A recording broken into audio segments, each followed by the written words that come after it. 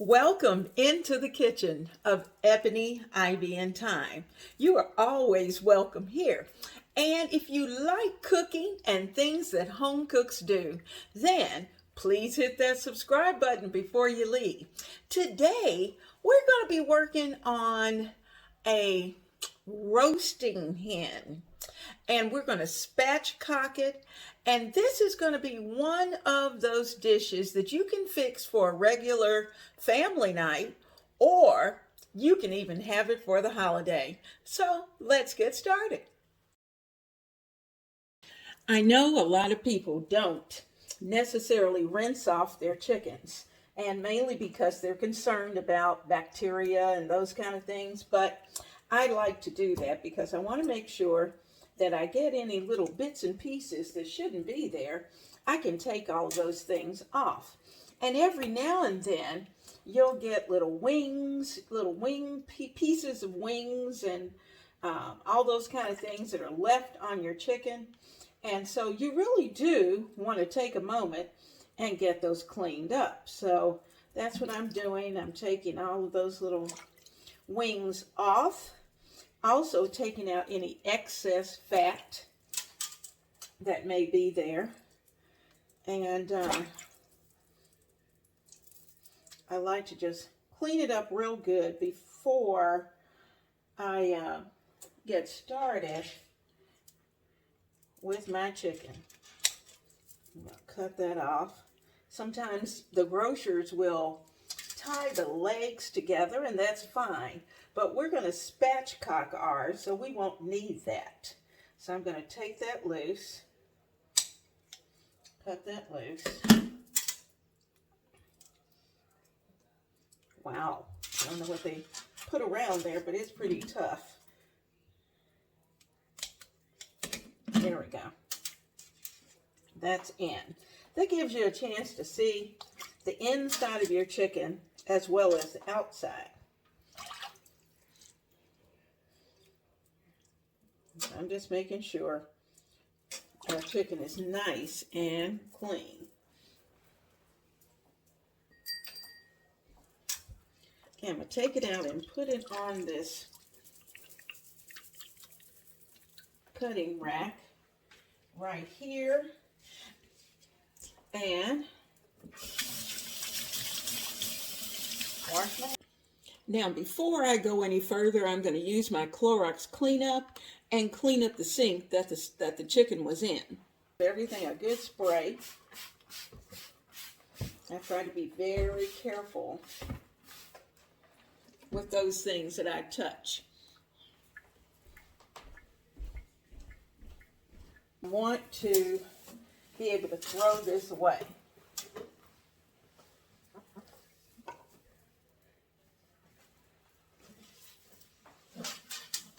Get our sink wiped down, everything cleaned up.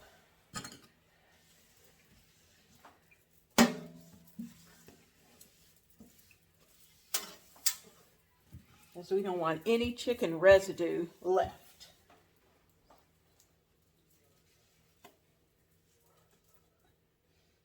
There we go. Now let's give it a good spray with some hot water.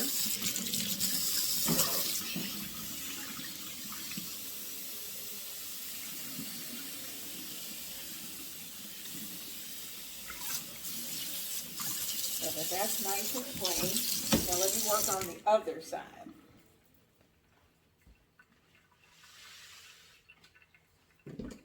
I use my chickens. This is going to have to go into the washer.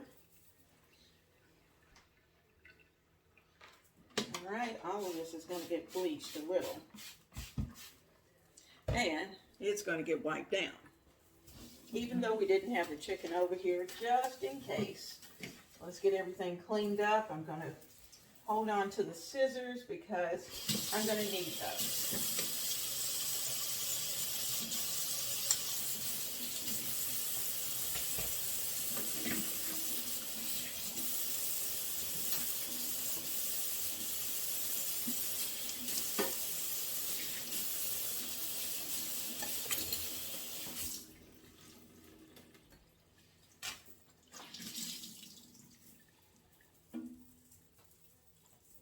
not going to put the Clorox away because I know we're going to need it in a little bit. So let's get started on the chicken and get it into the pan and ready for the oven.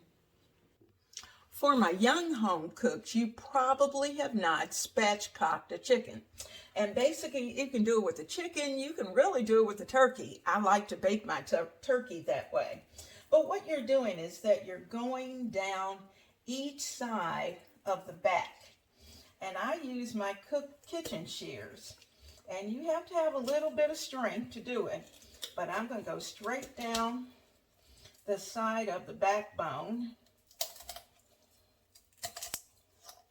And I'm going to cut our chicken open. Okay, that's one side. I'm going to turn it. And we're going to go down the other side.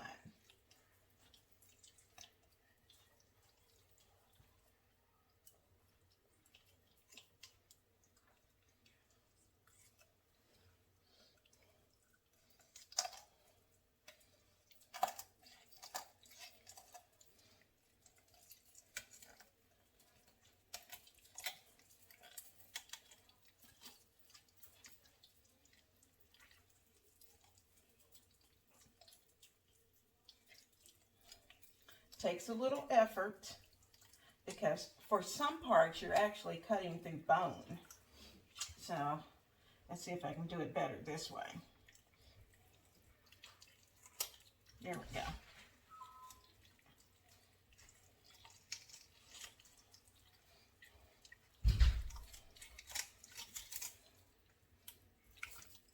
All right.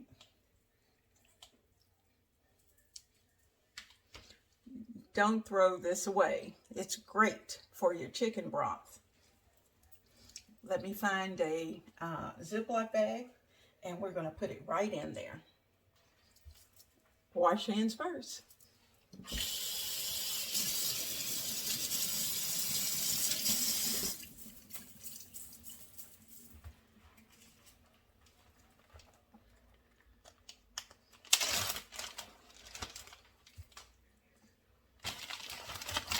It's always nice to have a bag of chicken parts so that you can just go to your freezer and take out your bag of chicken parts, put all of your chicken parts into your crock pot, put water over it with some celery, some onions, some carrots, and make a delicious chicken broth. If you find that you have any little excess skin and little pockets of fat, be sure to take those out. And if you have to cut them, just use your kitchen shears and that will be fine. Now I'm going to flip this over. Let me drain just a little bit. And I'm going to flip it over. Now I'm going to get some paper towel and put underneath so that it will catch all those good juices.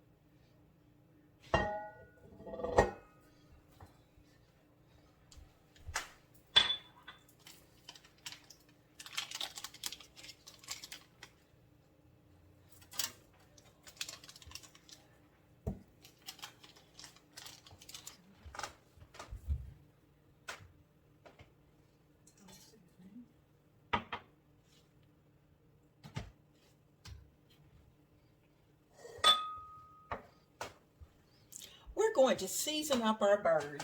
So I'm going to start with some Mrs. Dash. I'm going to do one side and then I'll flip it over and do the other. You'll notice that I'm going to put this on pretty thick. Mrs. Dash is delicious. And it's nice having these little spice spoons because then I don't have to get my hands in the spices. Not yet.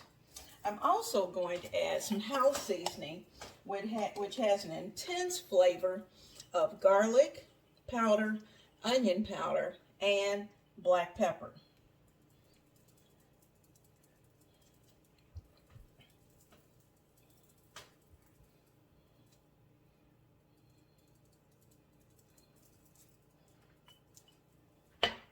Now, we need some paprika.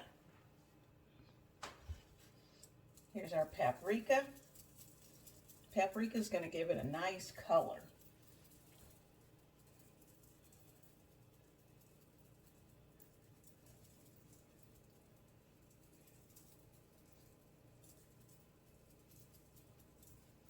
Now, our bird needs a little massaging. And yes, I'm going to use my hands, but you know I'm going to wash my hands later. So let's give it a good massage. Don't forget the wings. They're little tips. We're going to carefully flip it over, and we're going to season the backside. Wash hands in between. There's a lot of hand washing when you're handling chicken or any type of poultry or meat in general, really. Okay, hands washed. I've got my house seasoning.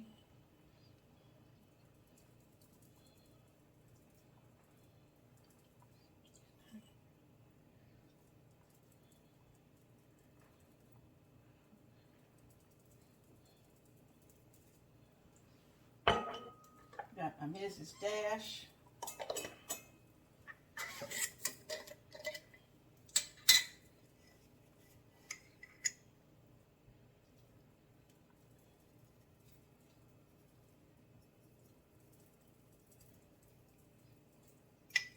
Okay, and of course, we need that paprika.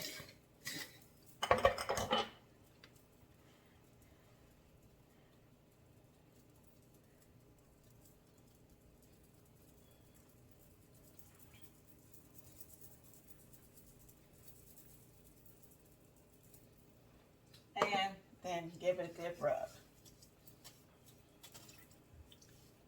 Now the thing is that you don't have to worry about putting spices inside of the chicken because we've opened it up. So we have our insides visible. So we're going to get this into our pan. I'm using a cast iron skillet. I have a knob of butter. I'm going to put that on the stove, melt that butter a little bit, and then get the chicken into the pan. That is, after I wash my hands. Okay, I've got our butter melted. That was just 2 tablespoons. And a chance to get all around my cast iron. Okay, we're going to take our spatchcocked chicken and we're going to get him into this pan. It looks a little tiny, but he's going to work. Now there he is, right there. Or she is. It's a hen, so she is.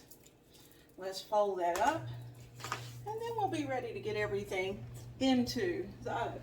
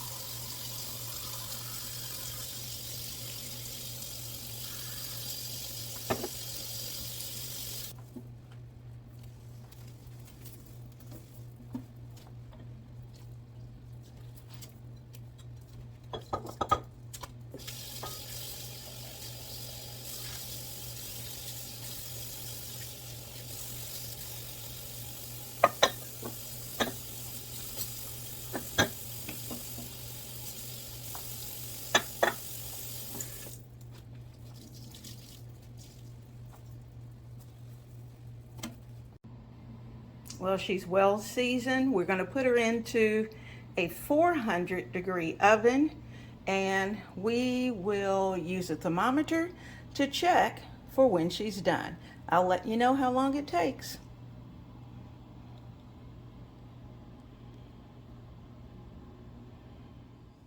In my cast iron skillet, I have about 2 cups of celery that I've diced. I also have 2 cups of onion that I've diced, and I'm going to add 1 stick of butter. I'm going to put this on low and let it saute for a few minutes. I'm also going to add quite a bit of seasoning to this, because this is where, you know, the onions and the celery are going to be all through our southern cornbread. And I want all of this to be well seasoned. And today, I'm actually going to use a little bit of salt, which, you know, I don't usually do that.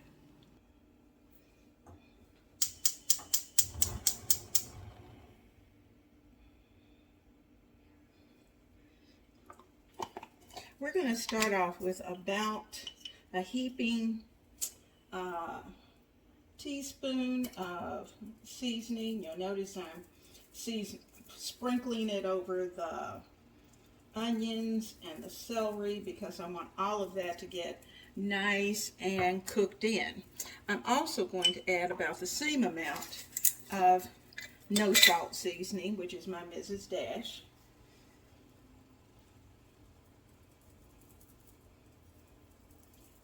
And one more thing with it, we're going to put in, because this is dressing and it's going to be served with poultry, I'm going to add some poultry seasoning. Now here's our McCormick's poultry seasoning. I'm going to add about a half teaspoon initially, and later on we'll taste our dressing and see if it needs more. So there we go.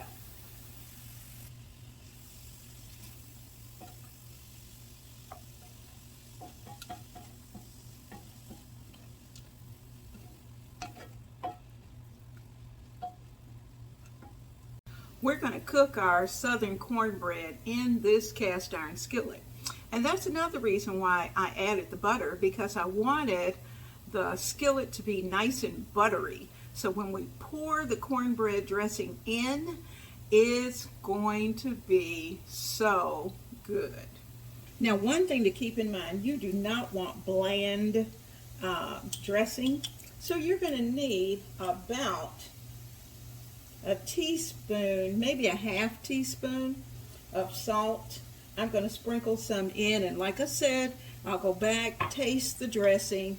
If I need to add more, I will, but I'm adding it early so that it has a chance to go through all of our seasonings here, as well as our celery and our onions. So everything is going to be well seasoned.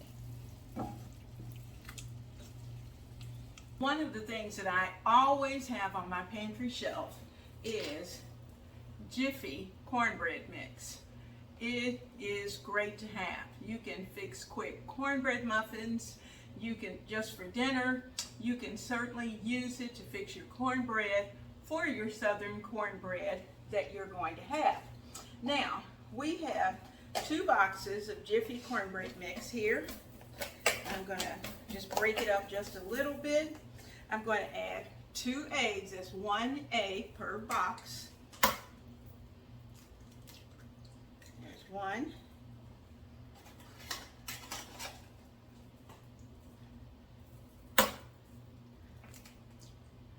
And 2. And I have my bottle of buttermilk that I'm going to use. You need about a 1/3 cup, but that's 2/3 cup. So I've got, let's see, this is a 1/4. There's a 1/2, and we're probably going to need a little more. All right, we'll play with the texture once we get it done. So we have our eggs in. We're going to mix this up, get it into a greased pan, and let it cook. Now, if you want to do your cornbread, you can certainly fix this a couple of days in advance and let it sit out and get a little stale, because then it will soak up all those good juices and you actually come out with a better dressing.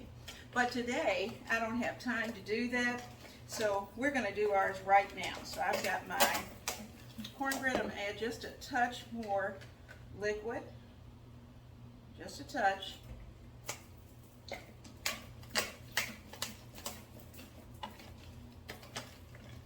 And you know, I have a recipe for cornbread on my channel.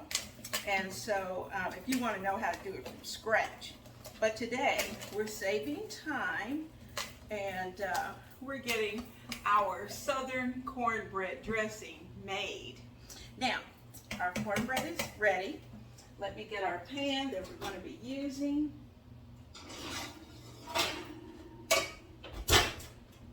I've got it here. I'm going to give it a good spray. And in fact, let me see, I may have some parchment that will fit right in here. It fits perfectly, so we won't have to worry about the spraying.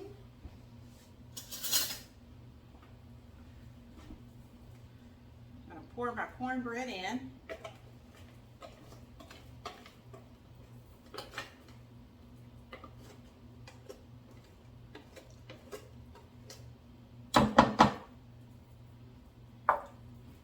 Use your spatula and get all of your goodie out of your bowl. You don't want to leave any of your cornbread. You notice I'm using an oval pan. It doesn't matter because we're going to be breaking all of this up anyway. So I'm going to spread this in the pan, put it in our oven, and cook our cornbread for the dressing. I'll be right back.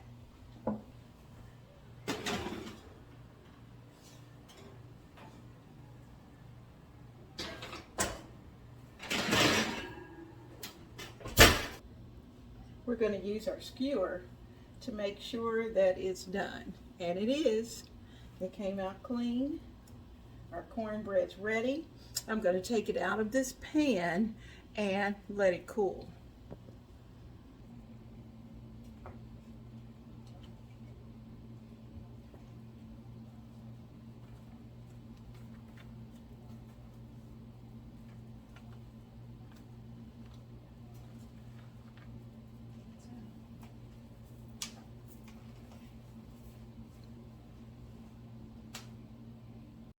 Now in my mixing bowl, I've got our sauteed vegetables. That's the celery and the onions, as well as the seasonings that we started with. I'm starting with 3 eggs, and the eggs are going to act as a binder. So over to the side, I'm just kind of mixing those up. And, whoop, had a shell. Get that out. Get him out.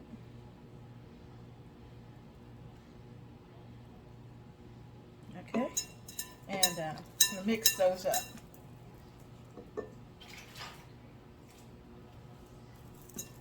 Then we're going to break our cornbread into our mixture. Let's bring it over. It's had a chance to cool, and we're going to put it into our mixture. Now we may need all of this, and we might not. So we're going to start with about half of the cornbread that we made.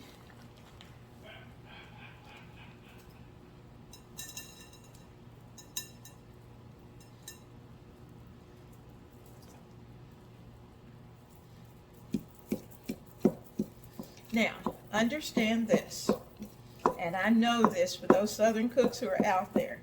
If you make your cornbread at least a day in advance, you can even make it and put it in the freezer and just have it ready, and do all the cubing, do all of that, then this is going to be a very quick process. You wouldn't have even had to make the cornbread.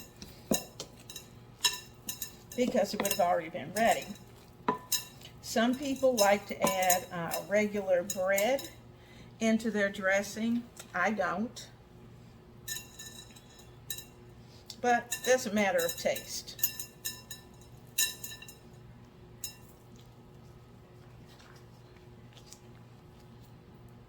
Now, if you were cooking a turkey, you might add some of the turkey juices, or if you cook some of your giblets, you can have cut up giblets and put into your dressing.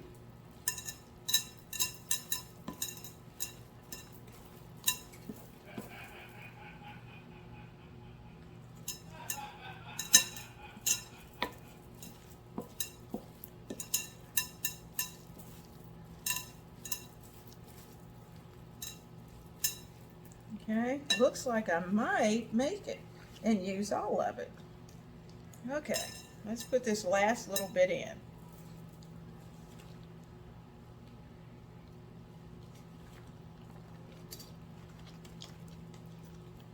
All right, there we go.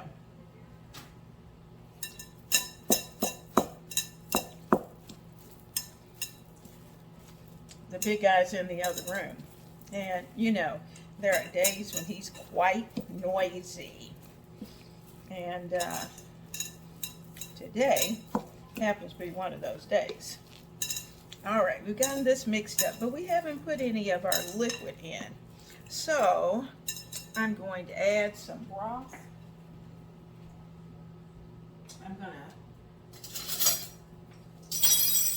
I'm gonna give my broth a taste because I want to make sure that it's well seasoned.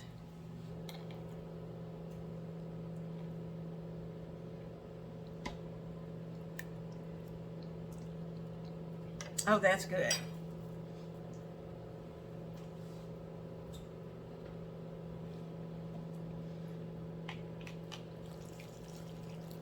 I'm going to add about a cup to begin with.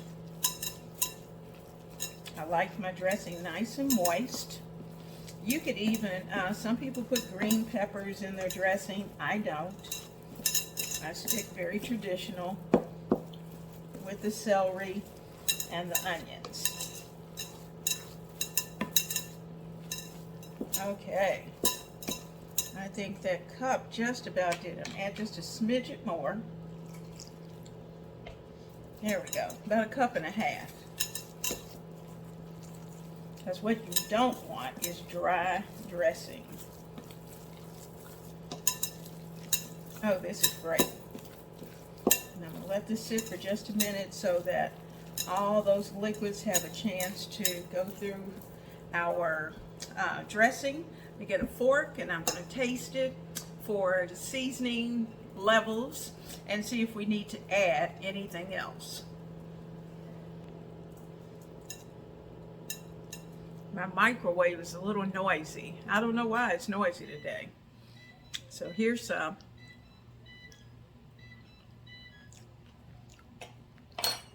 I think it needs a little more salt, definitely more poultry seasoning. So let me get that. Okay, I'm going to add about another teaspoon of poultry seasoning in.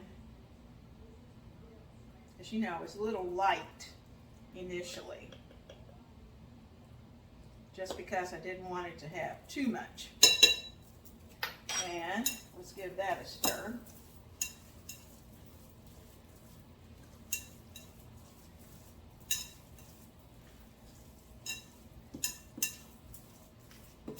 If you just have sage and you just like sage, you could certainly do that. Now I'm going to add a little more salt.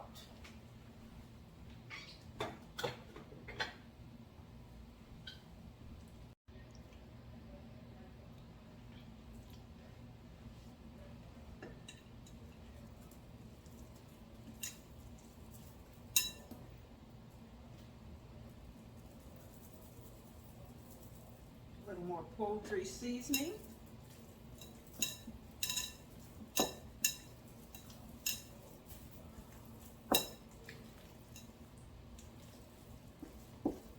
And our dressing is ready.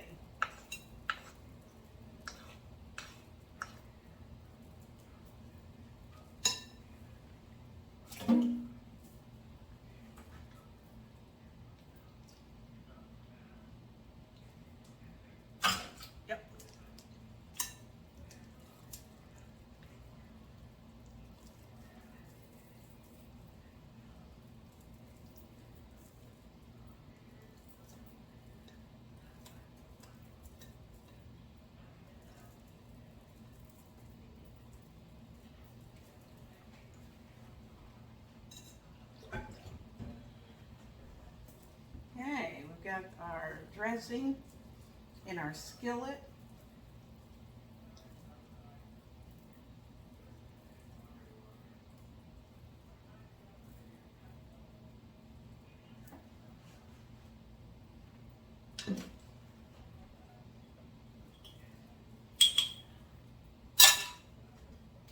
Get everything put away, and we're ready to put this baby into the oven. It's going to cook for about 30 minutes. Let's get our chicken out of the oven, and then we're going to test it to make sure that it's done.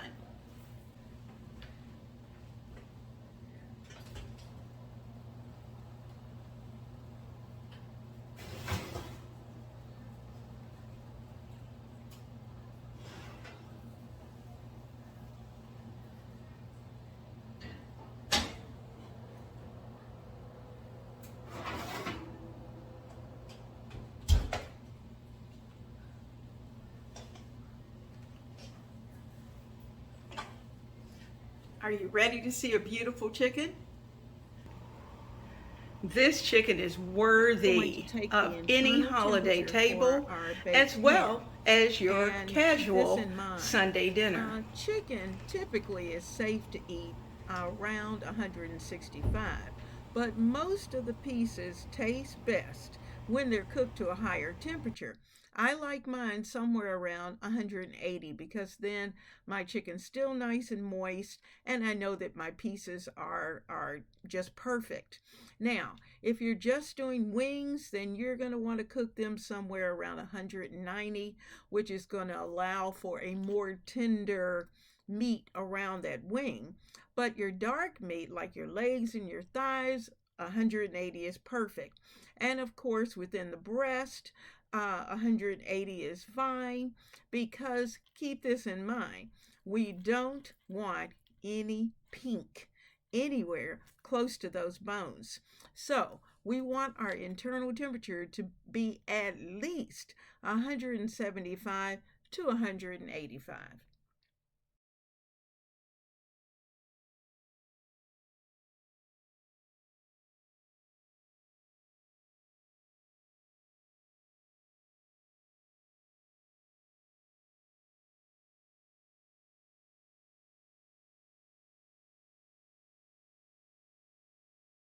All right, I've got foil on our skillet that I'm going to put in the oven to cook our dressing.